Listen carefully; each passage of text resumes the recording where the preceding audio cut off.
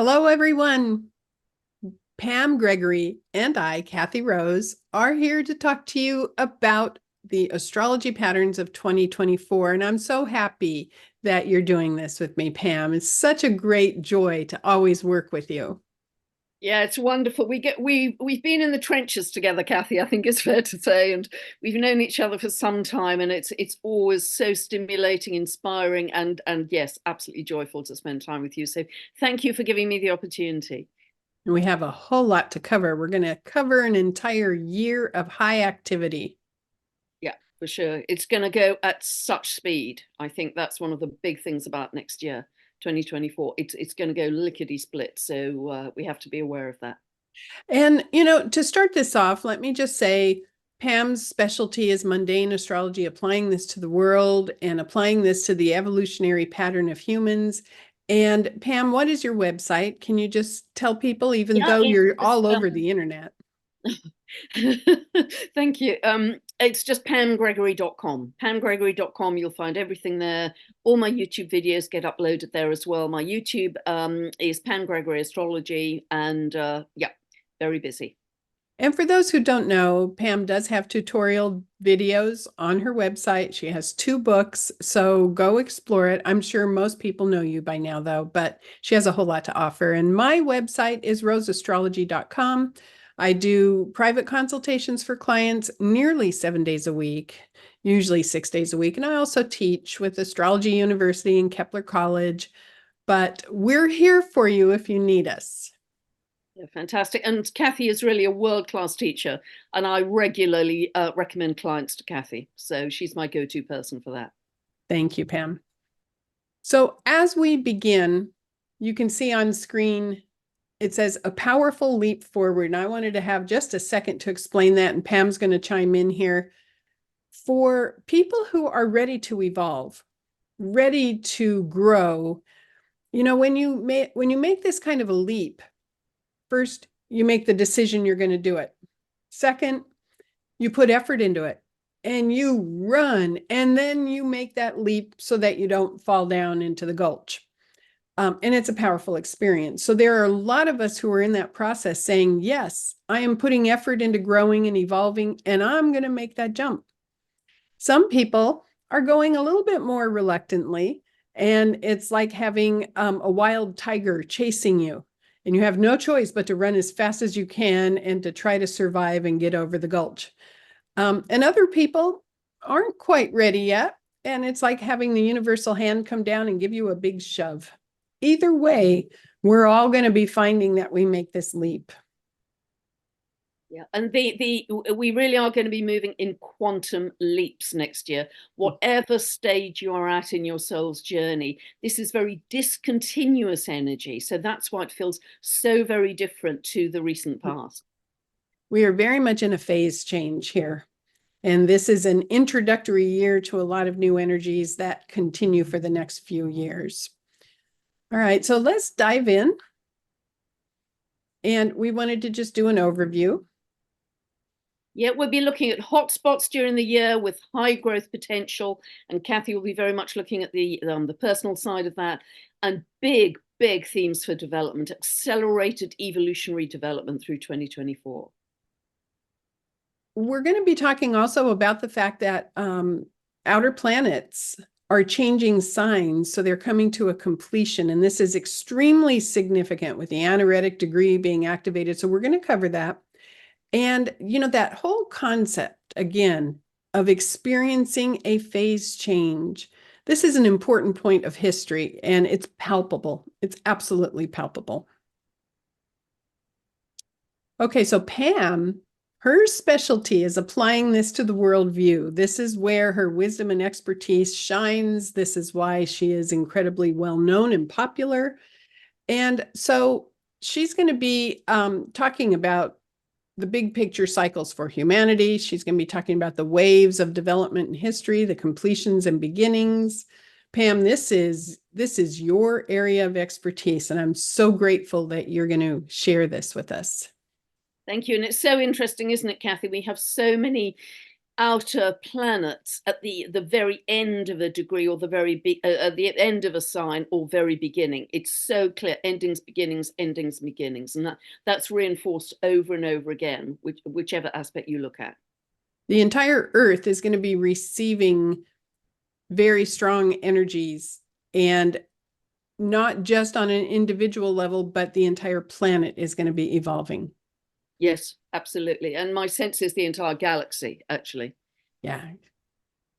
And then I'm going to focus on the personal view. I'll bring in what I like to focus on, which is how you take these hot spots, how you take these pockets of energy and integrate them into your own life, how it's going to affect your own attitude, how you can use these energies and be prepared for them. And again, I want to say here that I'm not a big fan of thinking that the planets have all the power. You know, our teacher, Noel Till, big famous astrologer, always used to say, planets don't do things, people do. And so my view, as I talk about the personal view, is going to be focusing on, yeah, we have this energy affecting us. How can we use it? How can we integrate it and flowing with the current and applying the energies to your own chart into everyday life? All right, you ready? Yeah. Let's go. In this first slide, let me talk really quick about the personal view for 2024 on the planetary movements. I have created a document for my students called Planetary Waves, and I have this in several pages, several years. I'm just including here 2023 and 2024 so that those of you who are starting to study astrology or who know somewhat about it can get the view of what the planets do every year. Now, this is showing the movement of planets called the planetary wave pattern that goes forward, retrograde, forward, the active degrees every year that are going to be stimulated. So if you know your own chart and you have planets in these zones for 2024, you know that you're going to be activated quite a bit. So I want to explain something though, because people are going to ask. When we look at Saturn, you're going to see every year in the forward, retrograde, forward pattern, Saturn moves 7 degrees.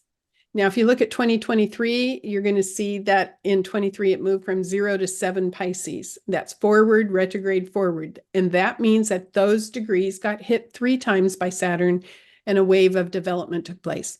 If you look at 2024, you're going to say, wait a minute, it went 12 to 19 degrees. What happened to degrees 8, 9, 10, and 11? Well, those are called one-hit wonders. And I bring those up because when you get a one-hit wonder from Saturn, meaning it only hits at one time exactly, it's very concentrated and it's very strong. So for those of you who have planets in the mutable modality, which would be Gemini, Virgo, Pisces, Sagittarius, and you have degrees in these zones that are on screen, you're going to have a lot of activation, particularly if you get the one-hit wonder.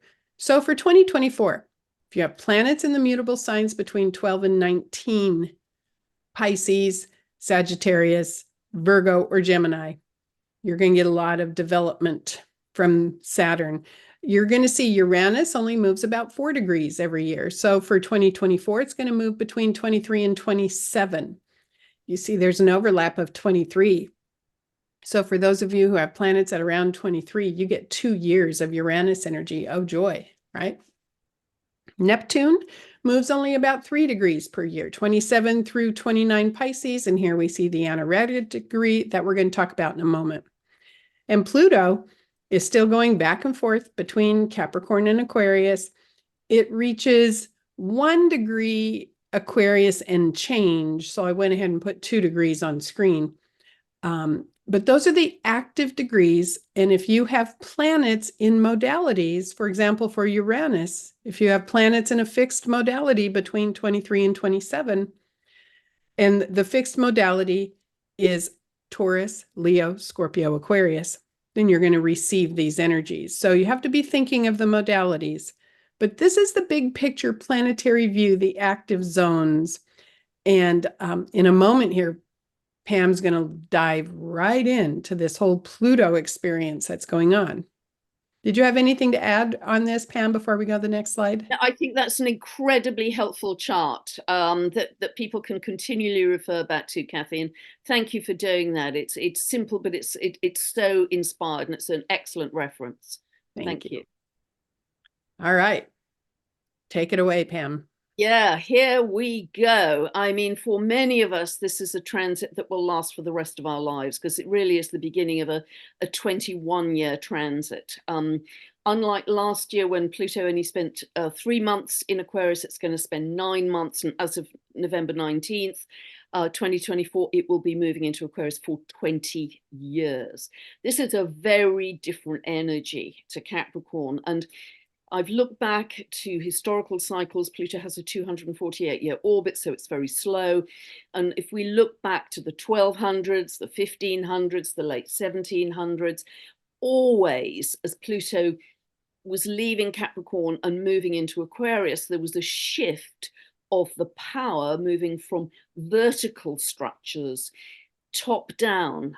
In the past, that could have been monarchies, autocratic monarchies, or an autocratic church even, to the power gradually shifting more to the people. So they were elite structures. They were rich people at the top, poor people at the bottom, rich people telling poor people what to do.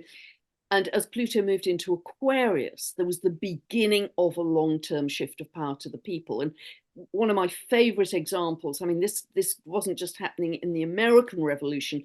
The big one was the French Revolution as well. 1789, Pluto was in Aquarius, and Louis XVI was essentially besieged by peasants storming the Bastille. They didn't have enough money to buy bread. 14th of July, 1789, they took down the monarchy, and really from that point, France became a republic.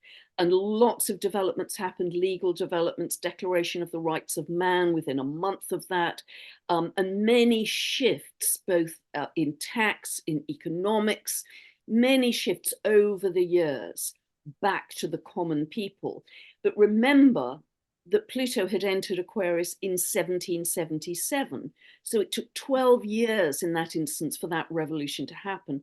Now, I think this is going to happen a great deal faster this time around, because people are much more aware and awake, but it's very revolutionary energy. And there is going to be this huge surge in technological innovation. We're starting to see that already, but Aquarius is very linked to the internet, to science, etc. And we're going to see a lot of innovation in medicine, and a lot of out there, I want to say out there technology, because Aquarius and its ruler Uranus, in myth, Uranus was the sky god, so it's very connected to things like aviation. It was fascinating to me, and many of you may be aware of this, that Google's AI company is called DeepMind. Deep, Pluto, Aquarius, mind. I mean, that couldn't be clearer. And I think we're going to see a huge surge in AI, and that's going to bring opportunities, but also challenges.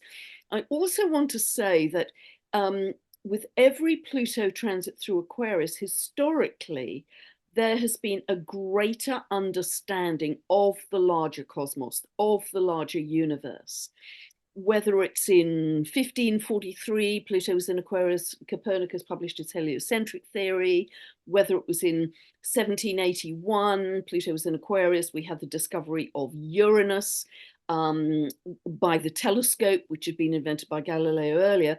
But we can only see Saturn with the naked eye, and Uranus was beyond the naked eye, as it were. So every time we've had Pluto in Aquarius, there's been a greater understanding, visibility of the bigger cosmos, and we are going to get that this time, big time, I think, with travel, with space exploration, and with galactic contact too.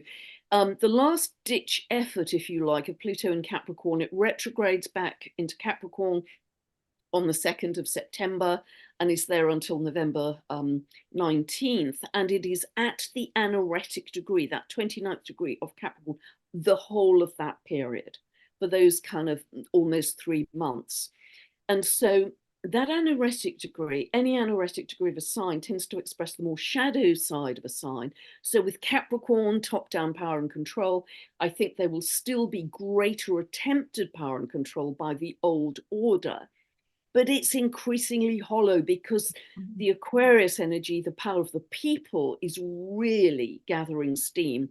Every day I hear of people all over the world setting up new societies, grassroots up, ordinary people, all different backgrounds, ages, it doesn't matter. They are coming together as humanity, buying land, growing food. I heard of another one this morning, a beautiful very old village in Italy that's going to be rebuilt as an eco village and a retreat. Please don't write to me because I don't know the details of the people or the location, but it's that kind of thing which is happening all over the world. And that's really going to gather steam this year and even more next year. Yeah, let me add one thing about the anaretic degree, and that there is a sense of pressure. This is the pressure point. It's like when coal receives the pressure and then can move into being a diamond. That pressure reveals vulnerabilities and it threatens the old order. And this is why, there's going to be a resurgence or an attempt to retain the old order, but it's not going to help. Now, the other thing about Aquarius is that it's very humanistic. It is connected to the human, connected to mankind, sisterhood, oneness. So this is why the energy spreads out as opposed to stays at the top. And Pluto's design is to empower, ultimately, empower the people in this case. Kathy, Thank you, just Pam. one other thing, one other thought. Pluto is this complex process of acting as a catalyst of the symbolism of the sign it's moving through, but also revealing the corruption at the same time. So Pluto moved into a Capricorn in 2008, Capricorn government, but also big business, big banking. Everybody knows 2008, we had the banking crisis, the financial crisis. This time around, Aquarius linked to science and technology, I think Pluto is going to reveal a lot of corruption around science and technology as we move through this year and beyond. Exactly. This is, and we will talk about this as we go through the month by month. It's a very important cycle. Very, very important. Now, if you look at the image on the screen, we're going to talk about Neptune now. And so there's going to be a different frequency that we connect with, and you might feel it as we talk about it. I chose this image to talk about the Neptune in Pisces transit in 2024, activating the anaretic degree, which is the 29th degree, the last degree of the sign. And it's going to be hitting that anaretic degree starting in May, although you'll feel it prior to that. And it goes all the way till April of 2025 because Neptune changes signs next year in 25. And Neptune in Pisces is connecting us to higher levels, higher dimensions, higher intuition, higher sensitivity. And so that's why I chose this particular image. This is a really, really important phase change. And on the next slide, I'll talk more about that. I'm excited about this Neptune change into Aries in 2025. Yeah, me too. I think that could represent spiritual leadership, in fact. Absolutely. On so many levels. Let me talk about on a personal level, as well as a group level, what I think Neptune in Pisces at the anaretic degree is doing. When it entered Pisces, it started activating our awareness of people who are marginalized, people who have been victimized. And it started to activate the need to be compassionate and to be sensitive and to be aware, to have some kind of emotional connection to people who were being bullied or any of that marginalization. So we made necessary adjustments as Neptune has been traveling through Pisces. But sometimes what happens as we approach the anaretic degree is we notice where we may have gone too far, where we may have overcorrected. And there is some of that happening now where sympathy and compassion sometimes go too far. And now we are sometimes terrified of offending somebody. Sometimes we're so aware that we don't want to trigger somebody because you get attacked if you accidentally offend somebody or trigger somebody. So it may have gone a little bit too far. I don't know about you, Pam, but I have Moon in Aries, and there are times when things come out of my mouth that I mean from a very positive, loving intention, but maybe they came out a little wrong. And I think Neptune and Pisces at the last degree needs a correction in understanding if the intention was not to offend or not to trigger, that needs to be accounted for. So we're going to start to see some of that in 2024. One other thing that I have been absolutely focused on is this concept of external locus of control versus internal locus of control. One of my good friends, an astrologer, Fotina Zerps, she is in Florida and she has her doctorate in psychology. And we talk about this. We have discussions about astrology. What happens with Neptune and Pisces is the shadow side activates the victim consciousness. And this is also true in astrology. The planets are doing something to me instead of I'm receiving planetary energy and I can do something with it. External locus of control is when you are giving away your power in a sense and allowing external factors to control your life or to affect you. Internal locus of control is when you retain your inner sense of power and you work with the energies. We're going to be seeing in 2024, I think, with this anaretic degree, more of the nudge to go into the internal locus of control. And that's going to be very strong when Neptune enters Aries in 2025. When we say, wait a minute, I get to affect my life through my thoughts, through my actions. I get to be in control of my own mindset. So we'll have sensitivity and personal empowerment, compassion and empathy for people, and lovingness with boundaries, with empowerment. This is, I think, a very, very important Neptunian change, a collective change that we're going to be experiencing. Yeah, I really agree, Kathy, because it kind of reinforces the shift of Pluto in Capricorn into Aquarius, because it's shifting away from, we're removing, ideally we are withdrawing the fact that we've deferred to external authorities, Capricorn, and taking back our power ourselves. And it's something I know that you and I both talk about a great deal. And it's almost with Saturn, with Neptune and that last degree of Pisces and moving into Aries, I agree completely with you. It's kind of spiritual sovereignty, a greater sense of spiritual autonomy, and living as a spiritual being with greater intentionality as well as we move. So be ready for that. Pluto and Neptune activating anaretic degrees, phase changes, pressure to get it right, pressure to clear away vulnerabilities or the shadow side. This can be extremely fascinating. Okay, so now we're going to just quickly, before we go month to month, we're going to talk about a couple of high voltage moments. And I chose this image on screen for a reason, and that is because both of these high voltage moments are dealing with the planet Uranus, and that has to do with electricity. So Pam, why don't you start talking about these and then I'll chime in. Yeah, I mean, this is going to be huge, particularly, I think, the Jupiter conjunct Uranus, which, so many astrologers are going to be talking about. That's a real high spot in the year. But both of these, as you say, Kathy, are highly electric. And this could manifest in various ways. We could see more seismic activity. And that isn't just at the land level. It could be, it could be financial, because Uranus is still in Taurus. We could see some really radical, shocking changes with digitization of currencies. There could be some shocking truths coming to light. It could manifest in that way. But I think increasingly we are going to get a better understanding of the fact that we are electromagnetic beings and how we interact with our entire ionosphere, our electromagnetic environment in total. What's natural within that ionosphere, what's not natural, how is that affecting every cell in our body? So I think there's a great understanding that will come with this. And of course, Uranus always has the theme of representing the galactic beings.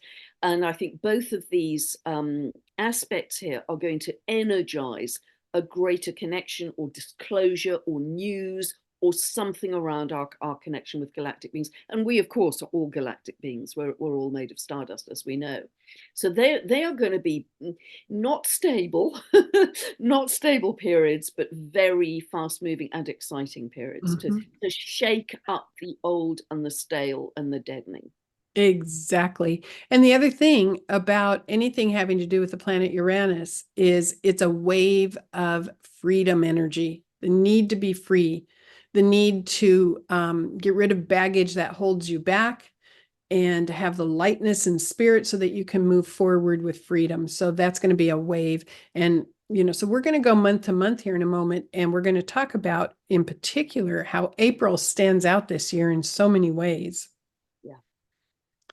But with all those two Uranus aspects we talked about in March and April, it's important anytime we have that Uranus activation by either Mars or Jupiter, which is going to happen multiple times, it's important that we learn to connect with nature and connect with the now, because those high voltage electrical moments can leave you feeling buzzed and shaky and fractured.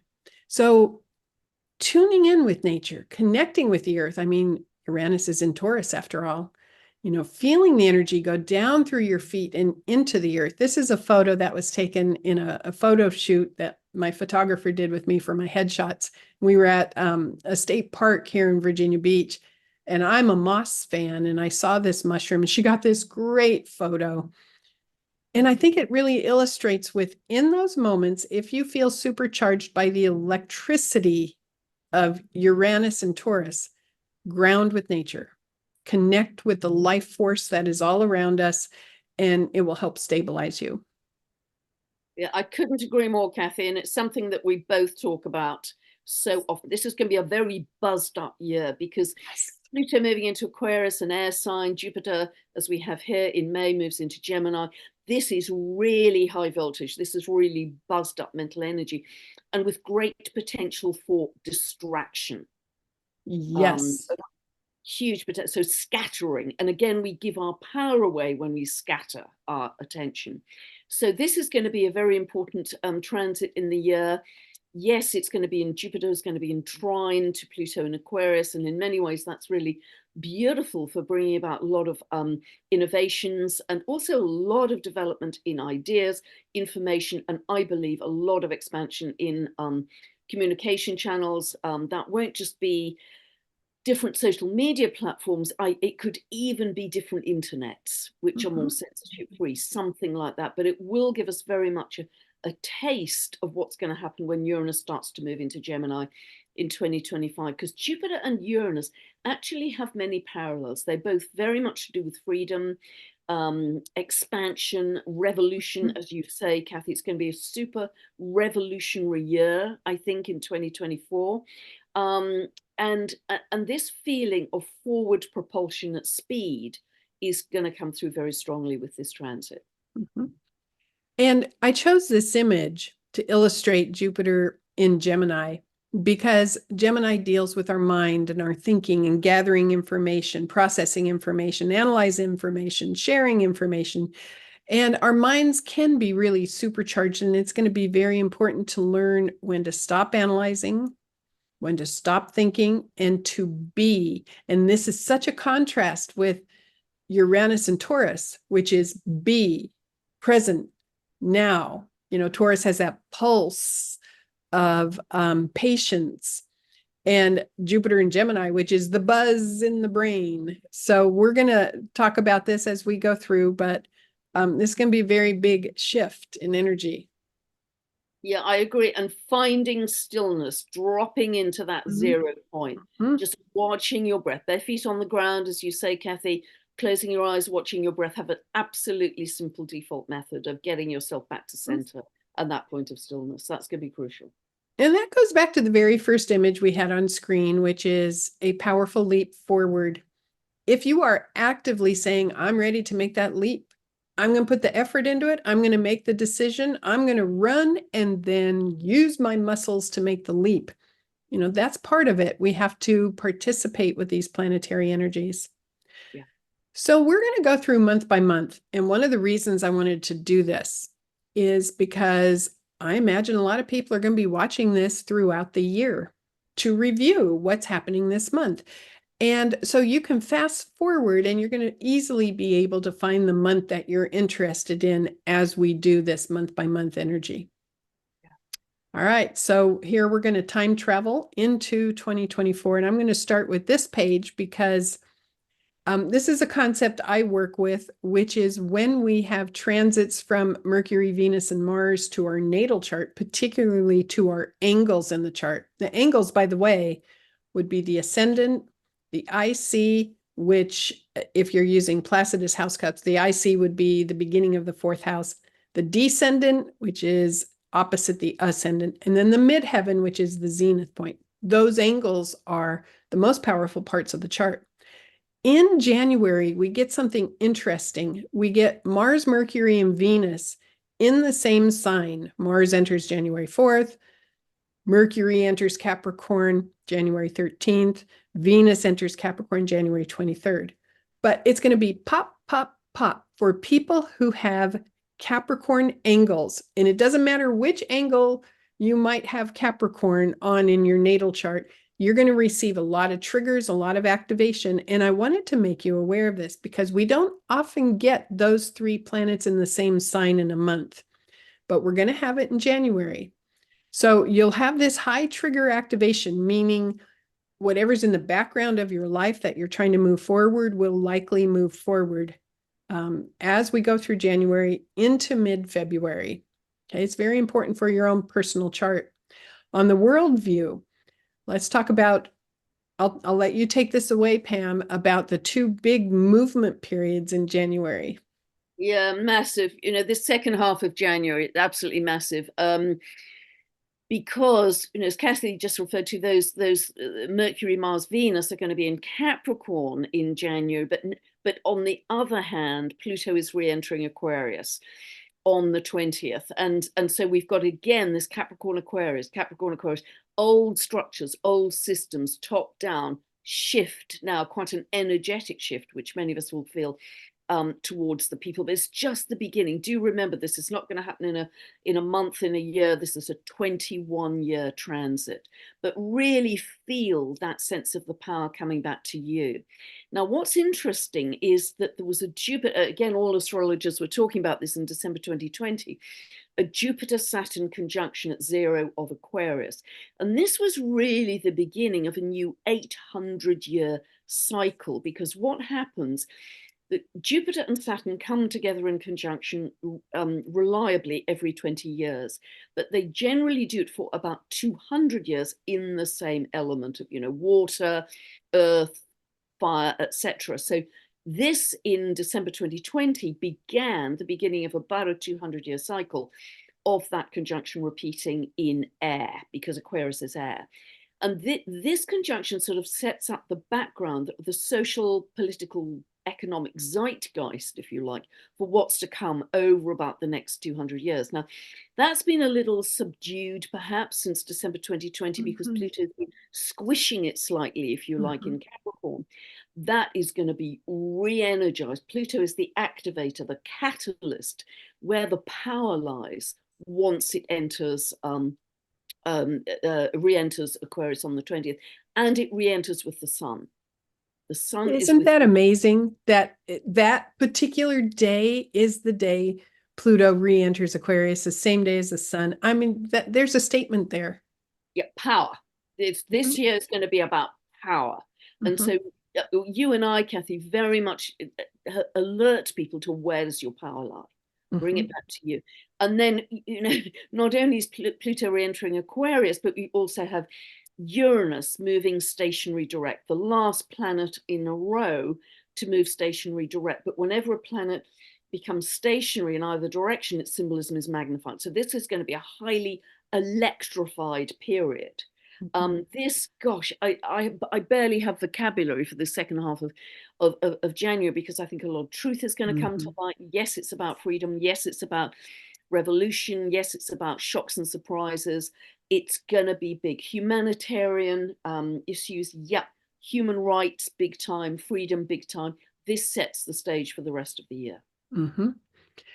On my YouTube channel, I have a video about the Jupiter-Saturn conjunction. I did that back when it was conjunct in December 2020. I think you have one also on your YouTube channel.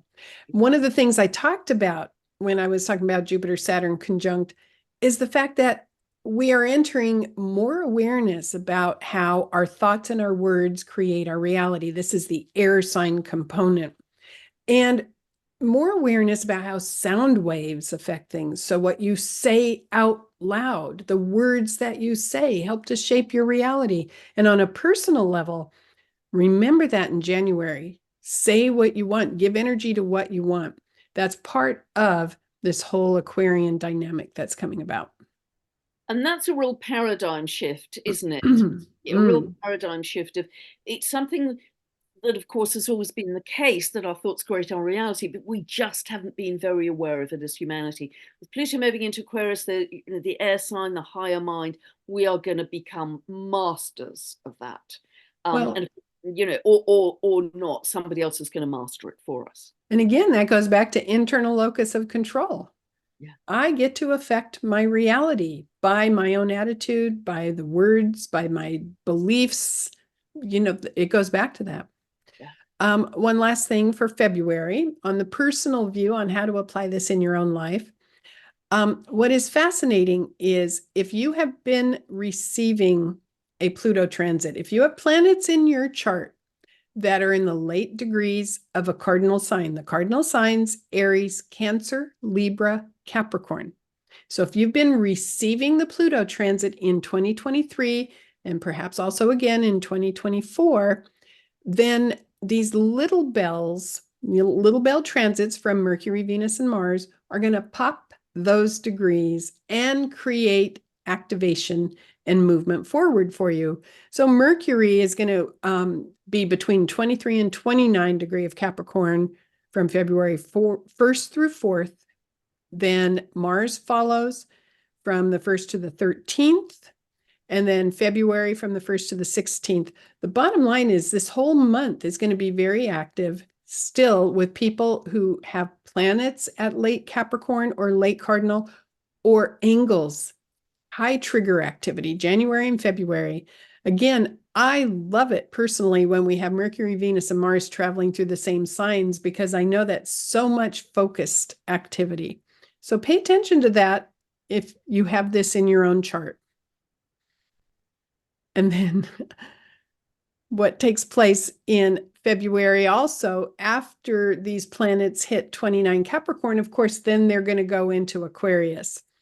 And we need to talk about how that is going to be highly active, not only for us personally, but for the world, because they anchor and reinforce and activate these larger cycles. Mercury is going to conjunct Pluto on February 5th.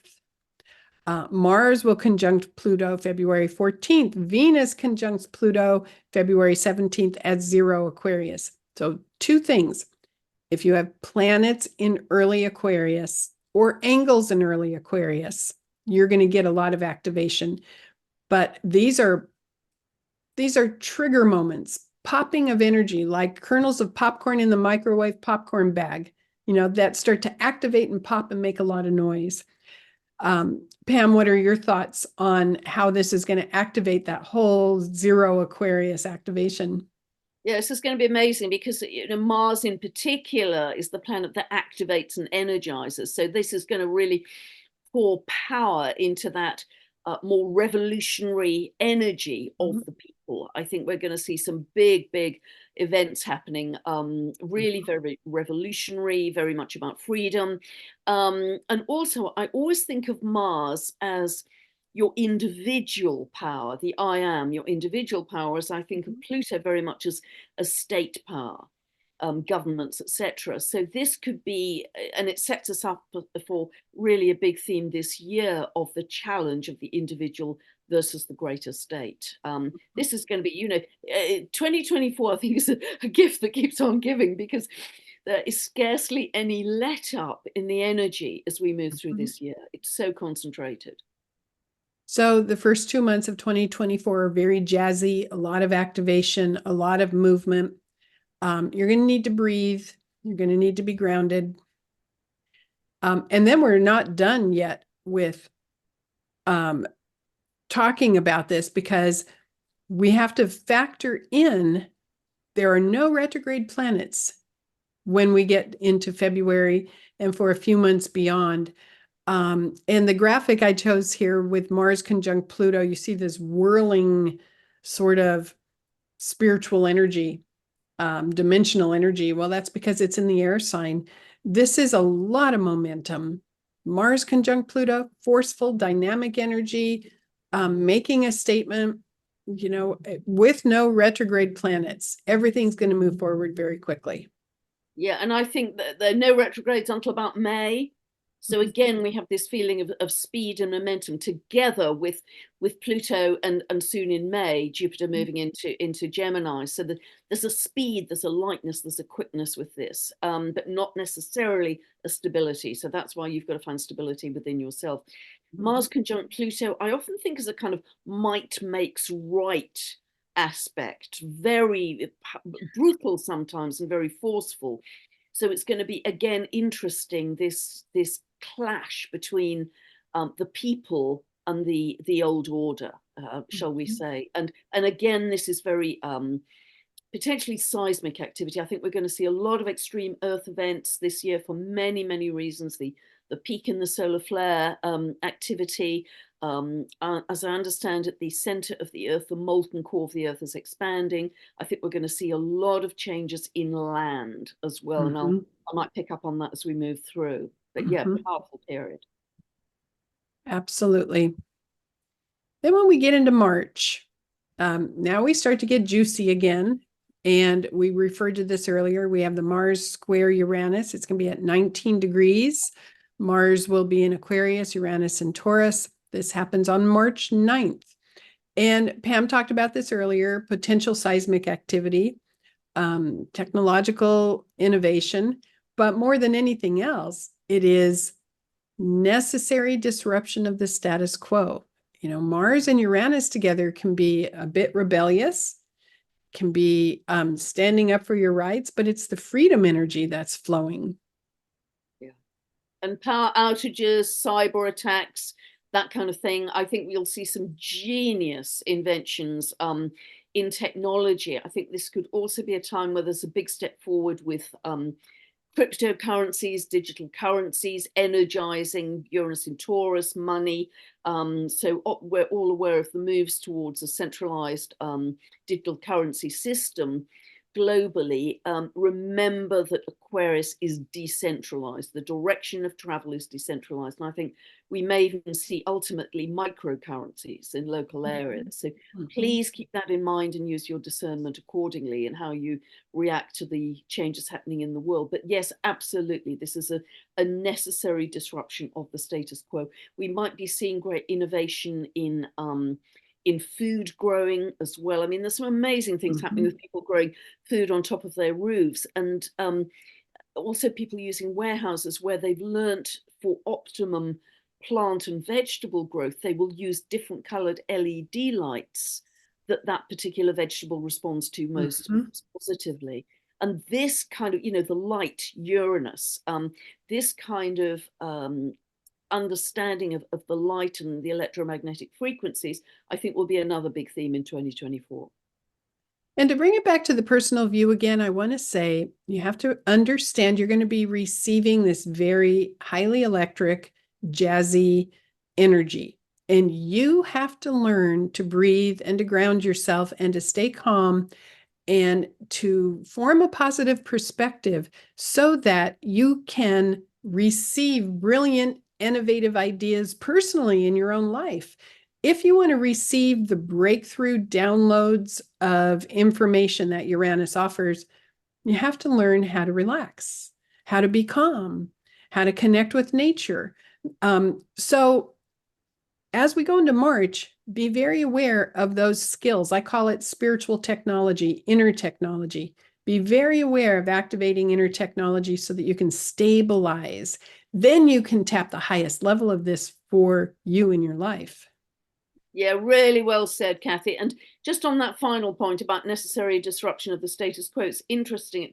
In the end of March, late March, 25th of March, we have a lunar eclipse cycle of closure at 5 of Libra, very close to the US midheaven on that Sibley chart, 4th of July, 1776, Philadelphia, 10 past 5 in the afternoon. So something may occur in the leadership, the government in the US, particularly because we're still under the influence of the US Pluto return. And I think that will be interesting to observe. Absolutely. Yes. And speaking of eclipses, now we get to, I think, one of the most active months in the whole year, which is April. April just, everything is activated. So we're just going to look at this image for a second, then we're going to go to the next slide and continue talking about it. But there's that total solar eclipse in April, making the pathway over the United States, intersecting, as you see with that star, over Texas, connecting with the same path, the same part of the US that the eclipse in October took. Isn't that fascinating? Yeah, and I don't know if Kathy, if you have any idea what this may be about, but Texas being very singled out, are they going to secede from the Union? Is this going to become a major spiritual portal? What's going to happen in Texas? But it's definitely in the crosswires, isn't it? So I think that's going to be fascinating. It's also, I don't know whether this has anything to do with your border issues as well. Mm-hmm. It's very, very, because the eclipse path's almost, focused in on that. It's very interesting. Exactly the time, April 8th, of this total solar eclipse, we have Mars conjunct Saturn, which is quite Mm-hmm. militaristic, quite controlling.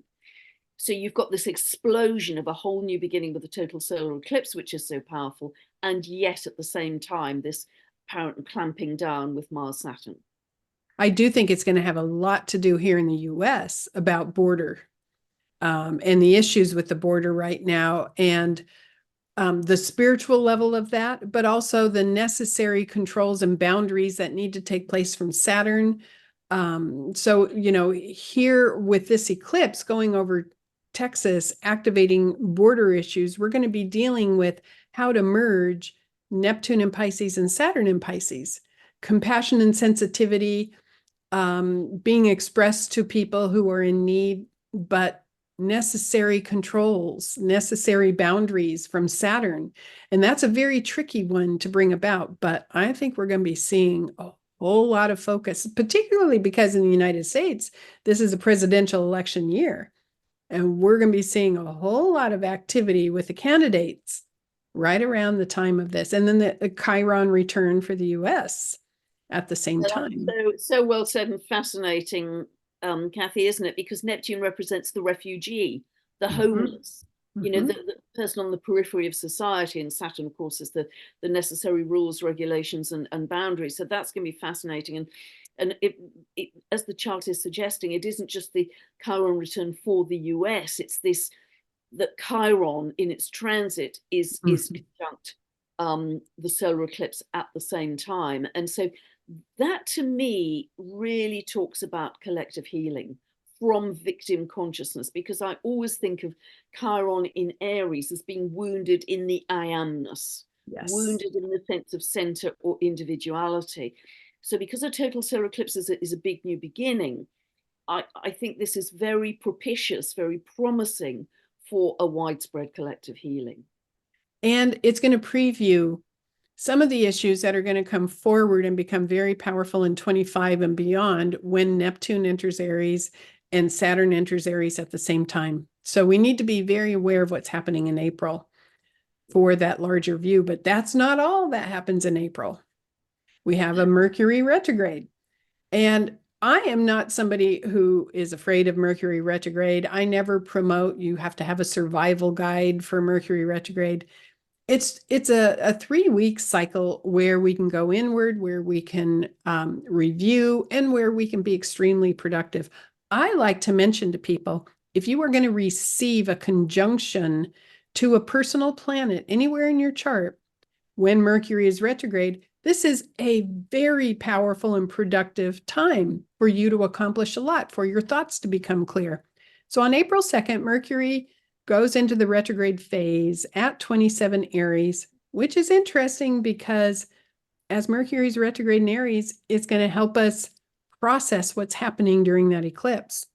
It's going to go direct at 15 Aries on April 25th. So the bottom line here is it's going to be slightly activating planets that have been receiving a Pluto transit. If you have planets in your natal chart and you know who you are, who have been receiving a Pluto transit in 23 or 24, to any of your cardinal late degree planets, this Mercury retrograde is going to help you complete it, help you understand it, help you take it to the next level. So again, another layer of April energy. Really agree with that, Kathy. And just to echo, I was born with Mercury retrograde, and it certainly hasn't stopped me communicating. And Not at I all. think I think on social media, it's often jinxed. Everything's going to go wrong. Computer's going to break down, the printer won't work. Is it our beliefs in that? And I know you agree with this very much, Kathy. Is it the beliefs in everything going to go wrong that those things do go wrong? I have always found retrograde periods for Mercury incredibly productive in my life. Yes. And again, external locus of control or internal locus of control. If you program yourself to believe Mercury retrograde is going to break things or make bad things happen, you build up that tension, you're going to be right about that. You get to choose. Internal locus of control says, how am I going to use this? How can I utilize this energy? Not, is it going to victimize me? But the other big event in April, of course, is this Jupiter-Uranus conjunction at 21 degrees Taurus. What's going to be fascinating is that's exactly my natal Mars. So I get to receive this energy. I'm already programming. It's going to be wonderful because I choose to experience that. I hope if you have planets at 21 Taurus or 21 Leo, Scorpio, or Aquarius, because then you'll also receive contact by opposition or square. I hope you're already programming that something auspicious and wonderful and expansive will take place personally. But on the worldview, I'll let you take that part.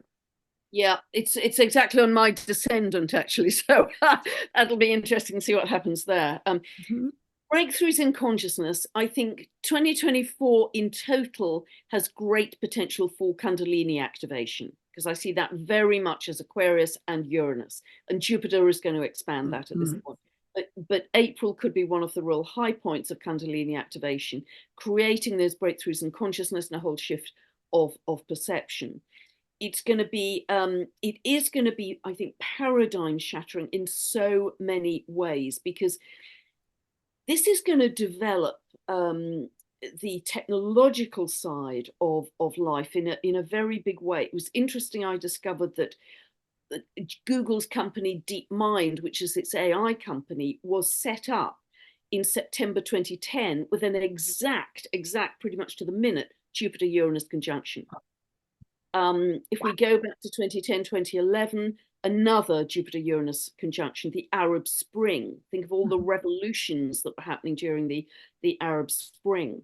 If we look at, for instance, 1983, there was a Jupiter-Uranus conjunction just before the first Apple Mac computer was launched. Very much about technology computerization. 1903, we have the very first flight by the Wright brothers, Jupiter-Uranus conjunction. July 1969, the moon landing, whatever you think about that, it was implanted in widespread consciousness that was a breakthrough, and it was paradigm shattering. So these kinds of things, the 14th of July, 1789, the storming of the Bastille, very tight Jupiter-Uranus conjunction. In Leo, the sign of monarchy, royalty, took down the monarchy. So all of this, I think, Jupiter is going to expand both this Kundalini activation, but boom, the wider world, the wider cosmos, our reconnection with galactic beings, and stepping back into our galactic citizenry in a major way, which will absolutely shatter previous paradigms. I think it's going to be the most exciting time of the year in many ways. I agree. If you do not have planets that will receive this exact contact, please understand you're going to be feeling this energy, and it's going to be very important for you to be aware. Are you relaxed or are you tight? Are you resisting and trying to control? Or are you surrendering into the flow and opening up to adventure and expansion? Your mindset will be very important in April, whether this exactly hits a planet in your chart or not. But it's going to be it's going to be so delicious and fun if you can shift your mindset into receiving it. Yeah, and Kathy, that's something I said right at the beginning of my themes for Mhm. 2024. You know, the way we enter 2024 is Yes. so important in setting our Attitude makes belief a system and our difference. absolutely. And you know, if you can't think of anything better, keep rolling that mantra around your head. I'm welcoming in an expanded consciousness of love, because that's Yes, what yes, this is yes. 2024. And the Uranus energy, and one other thing real quick, we focus on the fact that that's happening on April 20th, but it's not just that one day. We're going to be feeling this as it builds in March. It peaks out in April. It's still in play in May. And then we have on May 13th, the Sun conjunct Uranus, which um, is it's going to be an interesting time. Also, this is a time frame where you may be challenging tradition. You may be saying, I want to start a new way of doing things. I don't need to fit in with a group. I can be an individual. I can think for myself. I can challenge what the news is telling me. These are all things that are in play in March, April, May in particular. Yeah, and I think truth, revelation, shocks and surprises going to be, well, it's going to be rolling through the year, but this is another peak time for that. And I always think when Uranus is activated, it's highlighting something that we have already outgrown. There's Mhm. a sense of needing to step into the new, needing to step into this whole new reality, which we barely had any perception of earlier, before Mhm. 2024. So it's very exciting. Yes, Uranus demands that we move beyond stagnation and what is stale and what is comfortable.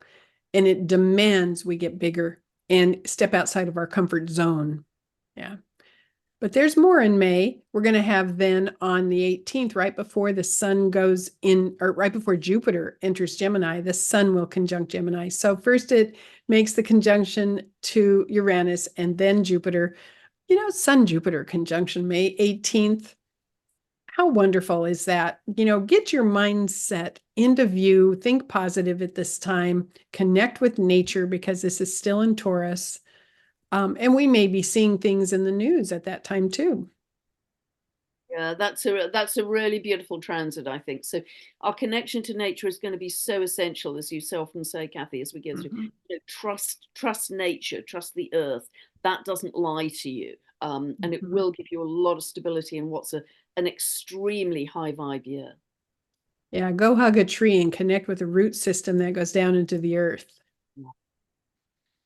Well, and then in May, this is when Jupiter enters Gemini on May 25th. And we talked about this already, but one of the things that I wanted to bring about is as Jupiter enters Gemini, and we talked about the air sign activation with Saturn and Jupiter having been conjunct in Aquarius and then Pluto reactivating it. And again, we talk about the potential for manifesting by using words, by belief systems, by creating energy through sound waves. So your awareness of thinking, connecting to manifesting, it's going to be so easy, but you do need to be responsible for what you say and what you think and what you believe, because this Gemini energy with Jupiter and Pluto and Aquarius is going to take it to the next level. One last thing, and then I'll turn it over to you, Pam. When Jupiter's in Gemini, Gemini is very much connected to our nervous system, as all air signs are. And Gemini could be very agitating to the nervous system. So you really are going to need to have techniques at your fingertips to soothe and calm your nervous system. And again, those four letters, STOP, the big stop sign in your mind that comes up to say, stop thinking and just breathe or go do something, because you can overcharge your analytical mind at this time. Yeah, 100% drop out of the head and into the body. Mhm. And the potential for distraction, I think, will be extremely high for Yes. the 12 months that Jupiter is in Gemini, because Gemini is mutable air. Mhm. And of course, Jupiter is going to be reinforced by that trine from Pluto. And so there are going to be so many exciting new ideas, opportunities. Look at this, look at this, look at this, look at this. But we're going to just be buzzed out if we just keep jumping from one thing to another. So just have a very strict discipline of bringing yourself back to breath, feet on the ground, whatever you do, but it is going to stimulate the mind enormously. It's going to be a massive period of innovation. But I think this real that Kathy's been talking about here is so true. Part of the paradigm shift is understanding our power as co-creators, which we've never truly understood in our lifetime, or maybe for many, many lifetimes. We've never really got how our emotions and thinking create our reality. We are going to get that big time in 2024, Mhm. and Jupiter and Gemini is part of that picture. You know, the other thing I think is going to happen is it's going to change the paradigm somewhat in astrology too, and the Yeah. direction of astrology. Now, this is my own personal viewpoint. I don't want to offend anybody. However, this need, the feeling of prediction. You know, the planets are in this position, so I am going to absolutely predict what's going to happen in your life. Gives the power to the planets. And this is going to shift it somewhat and say, how can I use astrology to grow and evolve and take charge of my life, not to surrender my life to the power of the planets? We're going to be seeing a lot of shifting in this in 24 and in 25, I think. I totally agree with that, Kathy. And also, just to mention in May, that Mars is in Aries all of May into early June. So that will add to this kind of buzzed up energy that we're going to be feeling through that month. The warrior energy, for Yeah. sure. So now we go into June. We're mid-year now already. And on June 2nd, we have a really beautiful Jupiter trine Pluto at 1 degree Gemini Aquarius. And, you know, trines are very supportive. They're very easy. They're very flowing. And it's going to open up a lot. I'll turn it over to you, Pam. Yeah, there's going to be so much innovation, which is going to be extremely exciting, and largely up to now,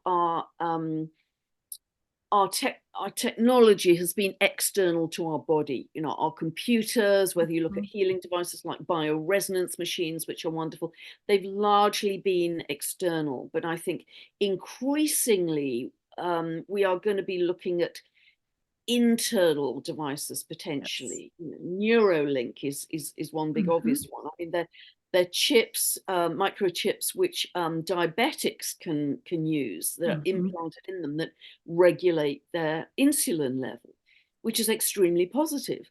And for people who've been paralyzed, they can have lucky people can have these microchips in their brain to help them walk again, which is miraculous. I mean, that's wonderful. But this can be a slippery slope of where do you draw the line? Because I think increasingly we're going to be encouraged to have these amazing, miraculous chips, which give us health readings all the time and any deficiencies, blah, blah, blah, blah. But please use your own discernment with this, because on the one hand, they can be miraculous, but on the other hand, are we again in a different form giving away our power Mhm. to something else that isn't natural and organic? And for some of those technological innovations, especially in medicine, I think we're still going to be in somewhat of a transitionary period about, do only wealthy people have access to this, or does the average everyday person have access to it? Especially in the United States. You have a different healthcare system in the UK than we do here. But, you know, depending on if you have money or not in the United States, your healthcare is very, very different. Um, so some of these advances, it's going to be interesting to see if the average everyday person on the street gets offered this, or if it's only to the people who are in positions of power. And we're going to be seeing examples of that and speaking out. You know, but the other thing about this trine, at the very bottom on this slide, I have practiced the concept of being a conduit on a personal level. Again, it goes back to remember your personal power in your ability to connect with the spiritual internet. The layers and layers and layers of wisdom that all of us can tap into. We can get our own answers. We can activate our intuition. We have that capacity. And with this trine from Jupiter to Pluto, it's again questioning. Don't just believe everything you hear. Question, research it, check it out for yourself. Take back your power. Yeah, and is there going to be a bit of a split here, Kathy, between the natural and organic versus the synthetic? Mm-hmm. I think our discernment and our choices, Gemini Yes, choices in that are going to be huge. absolutely. It's and a big temptation too. Yeah, and think like a chess player, think long term, think strategically. Now you're going to see on screen a very powerful image. In July, we're going to have a Mars-Uranus conjunction.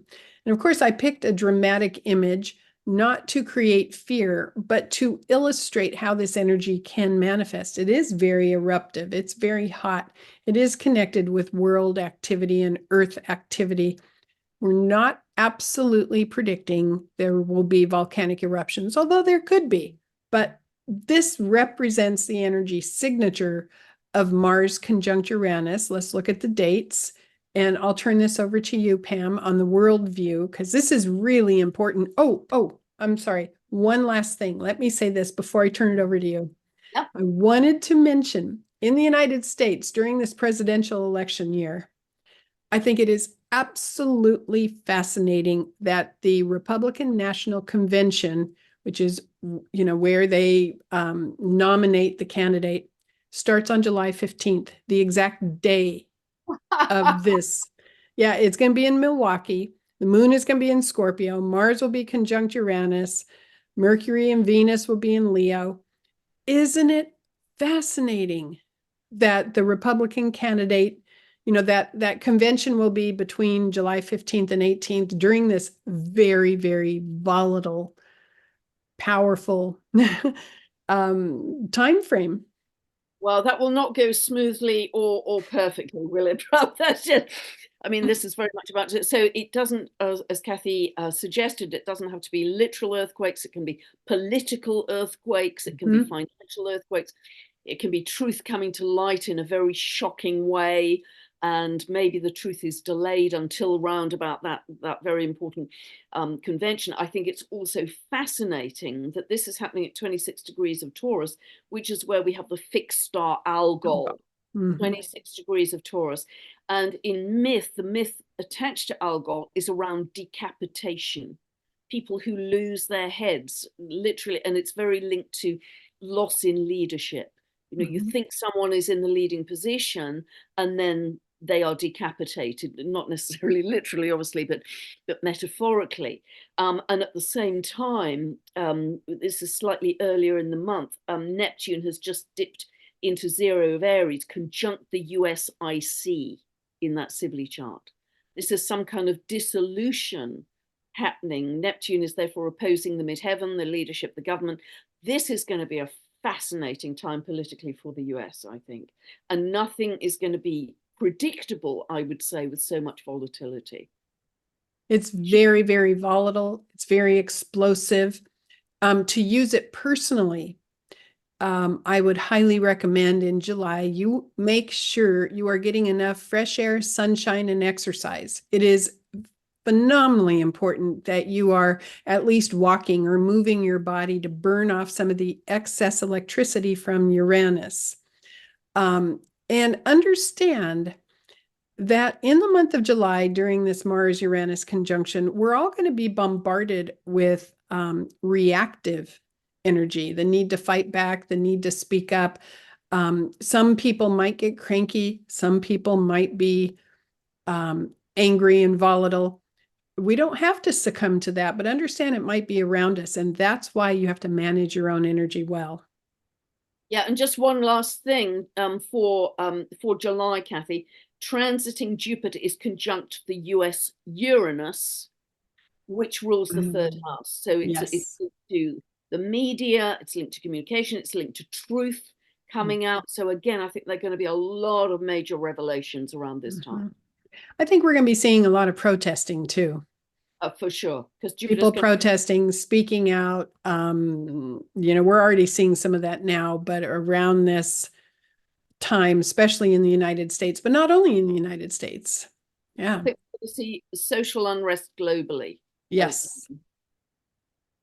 Yeah. And then we move into August. Now I have to say here in August, we're going to have the Democratic National Convention. And on the next page, we're going to talk about the aspects. And it's so fascinating to me that both political national conventions here in the US are happening exactly when the energy is at a peak period.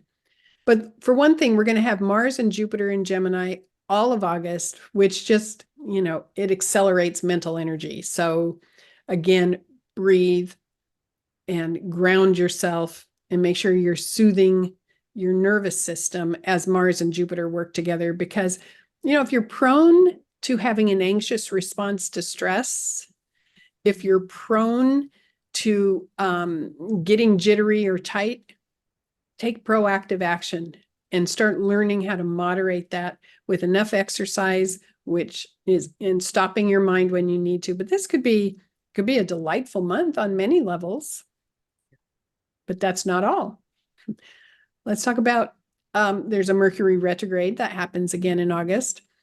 August 5th, Mercury begins the retrograde phase at 4 Virgo, which in August of 2023, we had a retrograde in Virgo, but it retrogrades back into Leo on August 28th.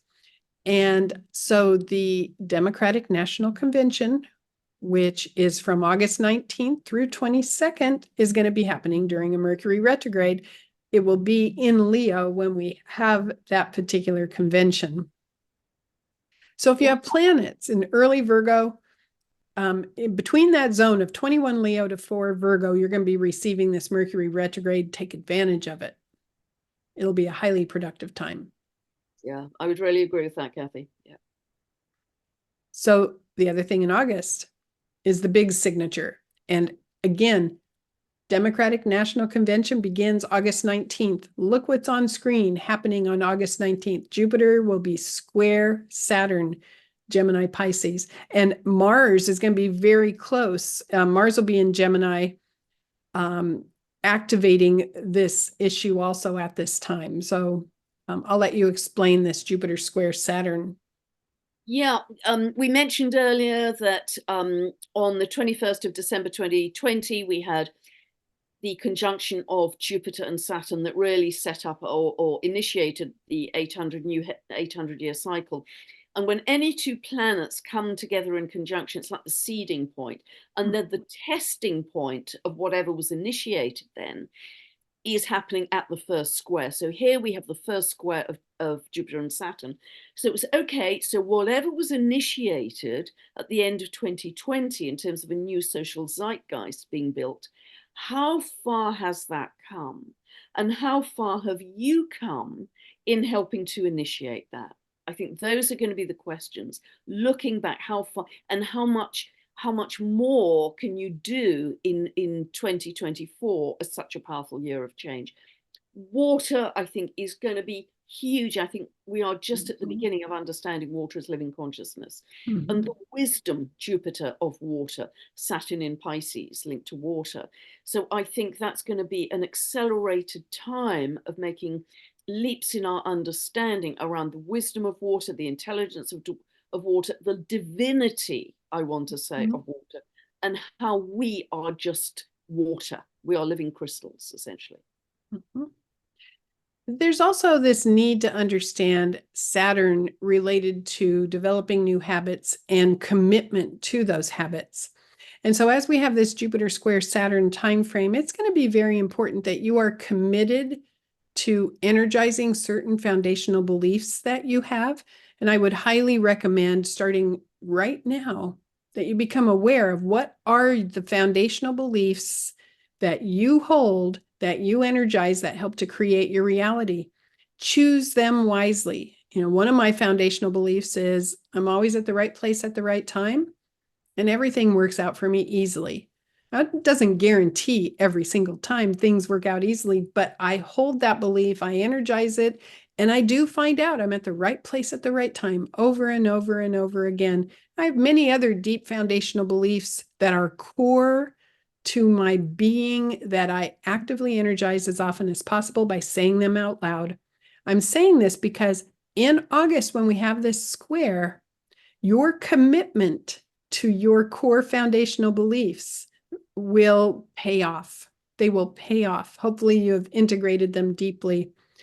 This is a really profound time. And by the way, there's a full moon in Aquarius that day, 27-degree Aquarius, which will be activating this on an even more powerful level because it's activating that air energy.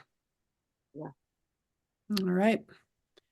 Now we go into September. Very important month. Take it away, Pam.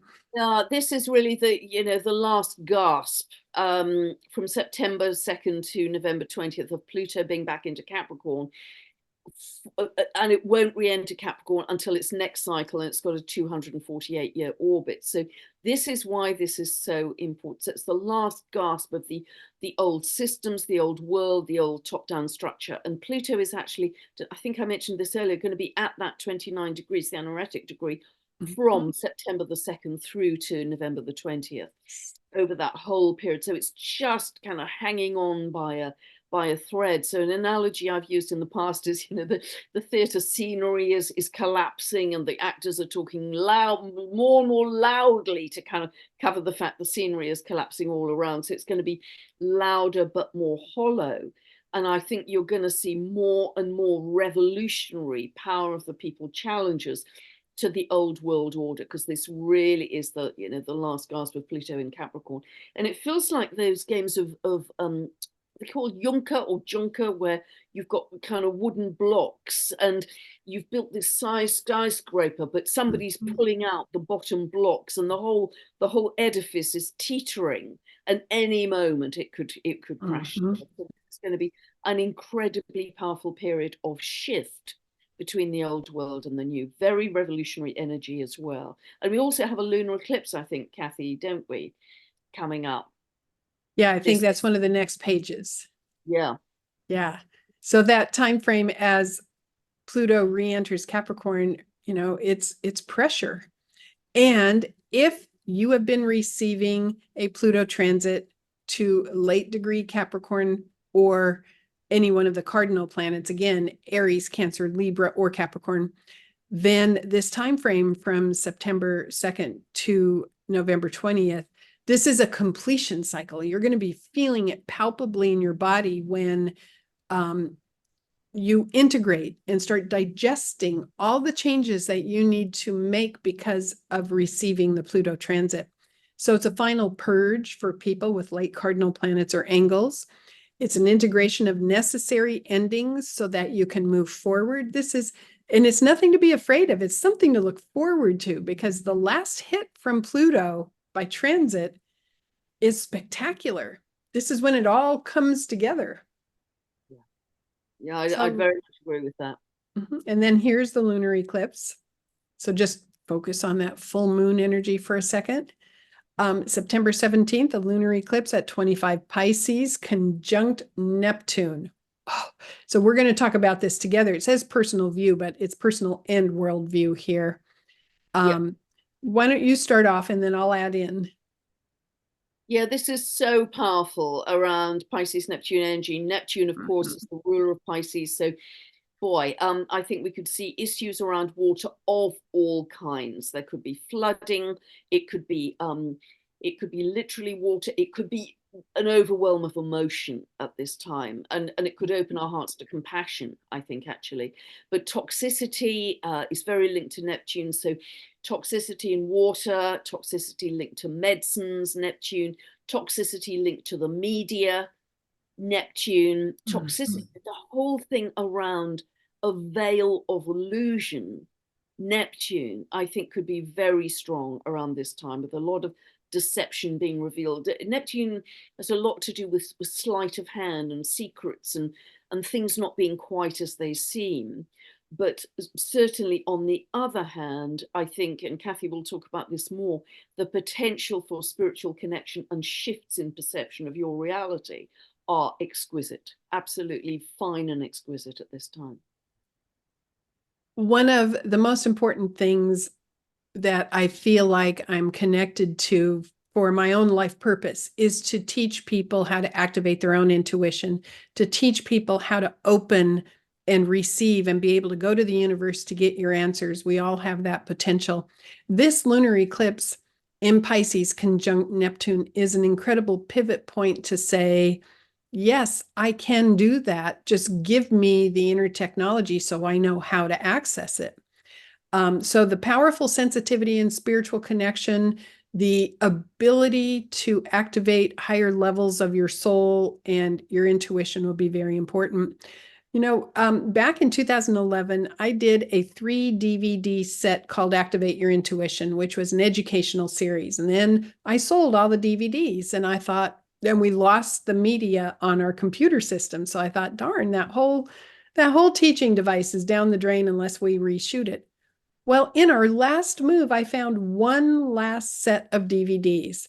So I'm going to be converting that from video to audio, and I'm going to be making that available as a teaching device on my website because I think it is so important that people learn the skill of activating their intuition, of knowing how to do it so that you can be free, so that you can get your own answers.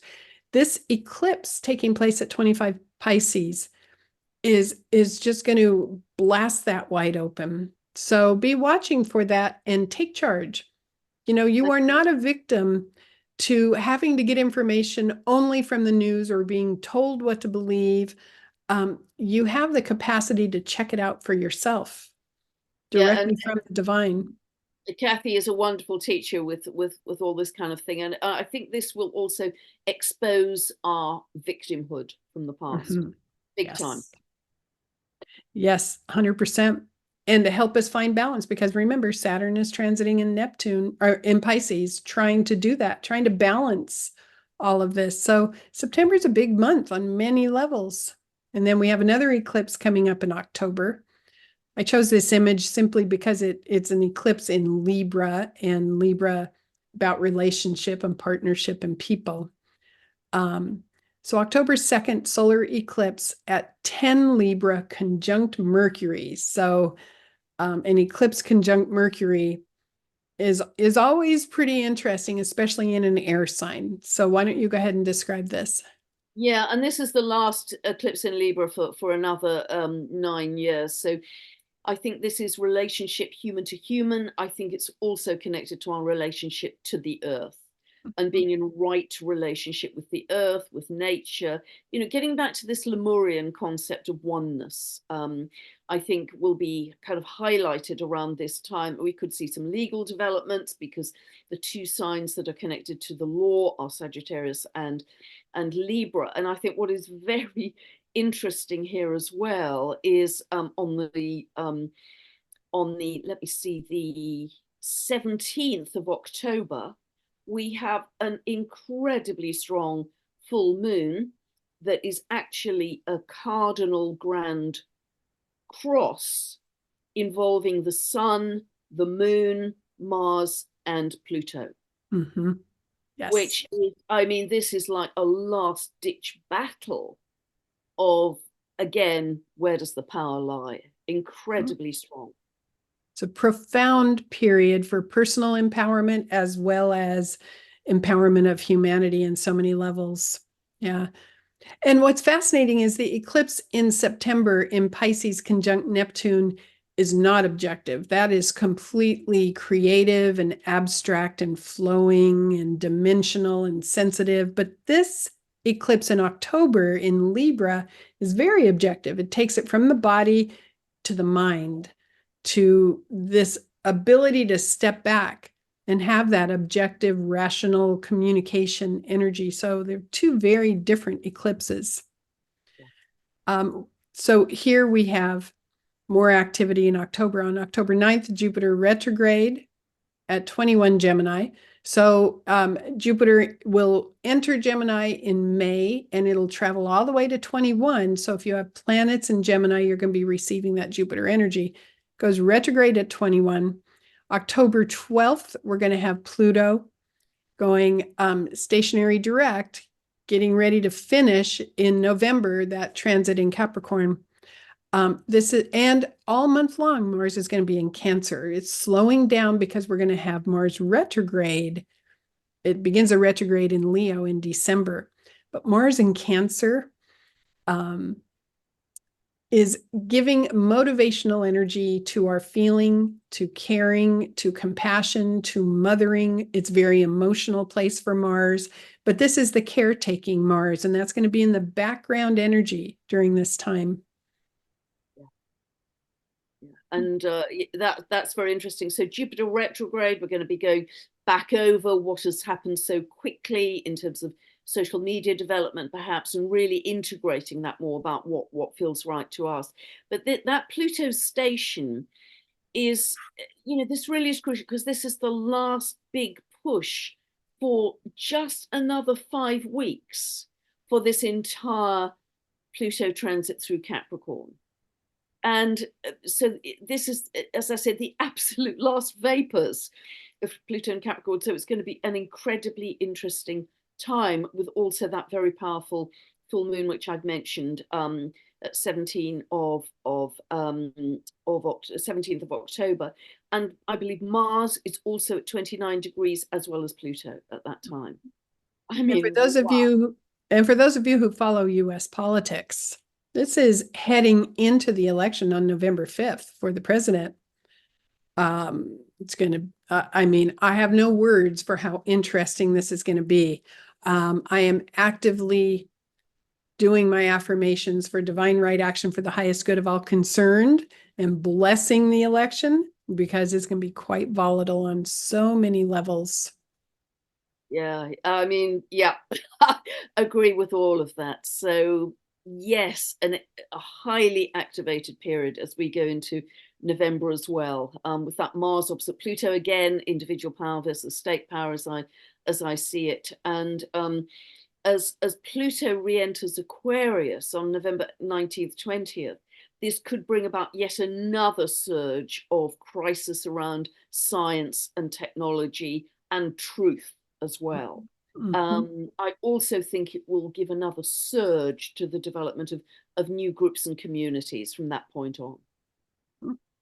And that Mars opposite Pluto early in the month, that could be another time of major protesting, speaking up, fighting back. It's not a stable time at all. It is rather explosive. It can be very intense. It can also be marshaling your own personal power to make what you need happen in your life. So on a personal level, that can be phenomenal if you harness it. On November 14th, Saturn goes stationary direct at 12-degree Pisces. And that's going to work very much with that Pluto entering Aquarius again. It's this sense of things start to move forward again. All right. So one last thing, the end of November, we're going to have another Mercury retrograde. So if you have planets in Sagittarius, then you are going to receive this Mercury retrograde. It begins November 25th or 6th at 22 Sagittarius, and it will end up going direct in December on the 15th at 6 Sagittarius. And we're currently right now, we are taping this at the very end of December of 2023. Mercury is retrograde in Sagittarius as we speak. So it's going to activate the same thing that's going on right now. If you have planets in Sagittarius, be ready for this. Then as we go into December 7th, Neptune goes stationary direct at 27-degree Pisces. Yeah, again, we could have a lot around about water, victimhood, toxicity, medicines, media, don't forget, a lot around disillusionment, I would say. The veils falling from our eyes, disillusionment around the way we've conducted our lives, many of us, most of us, up until this point. So I think that's going to be very highlighted, and that will energize stepping into our greater spiritual sovereignty and autonomy. There could be a lot coming up around religion as well at this point, because, not to offend anyone, but in a sense, religion is another top-down structure to which we give away our power. It's another external authority rather than embodying our power. So I think this whole period is going to be very interesting, and I would really see that. Many people are talking about, oh, it's going to be the end of the world. Well, absolutely not. It's going to be the beginning of an amazing world, but it is certainly marking the end of a world and a paradigm through 2020. Yes. And I think at this point, when we get to December of 2024, we're going to be very tired of walking on eggshells, trying to protect other people's feelings. Now, I have great compassion for people, and I don't want to hurt people's feelings at all, but I want to be genuine and be who I am. And I want to remember that the other person is capable and strong, not so fragile that one word I say may make them crumble. That I want to remember they are strong and capable and powerful people. And I think when we get to the end of 2024, we're going to be wanting to feel that and not having to be ultra careful about how we express ourselves. But I think at the same time, we're going to be very, very committed to experiencing the highest level of compassion and lovingness and oneness with each other and acceptance of each other. So there are some positive aspects to this, and the creativity potential is just magnificent.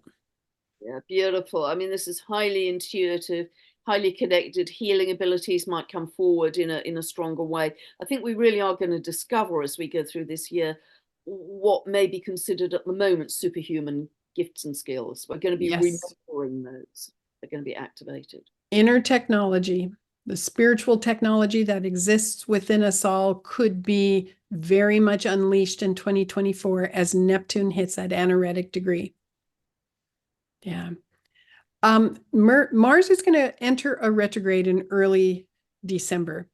It's going to begin the retrograde at 6 Leo, and it'll turn direct in February of 2025, on February 25th of 2025. So it'll begin in Leo, it'll retrograde back into Cancer. And that's going to be important if you have planets between 17 Cancer and 6 Leo. If you do, you're going to be receiving this long Mars retrograde, and that's a very potent period for personal growth. Do you have anything to add on the worldview on that Mars retrograde? No, I think you've covered it there, Kathy, really well. Mm-hmm. I always look forward to Mars retrograde because it is how you use Mars that makes all the difference in the world. And then all month, Pluto's last activation of 0-degree Aquarius in December before it moves on and starts advancing in degrees. Again, that trigger for the Jupiter-Saturn conjunction. And as Pam likes to say, advancing the new Earth structures very wisely. Yeah, and we're going to see that so much more clearly in 2025. We already are seeing the green shoots 2023, even more 24 very clearly in 2025. That's where the astrological energy is going. That's where the life force is going for our human evolution. Yes.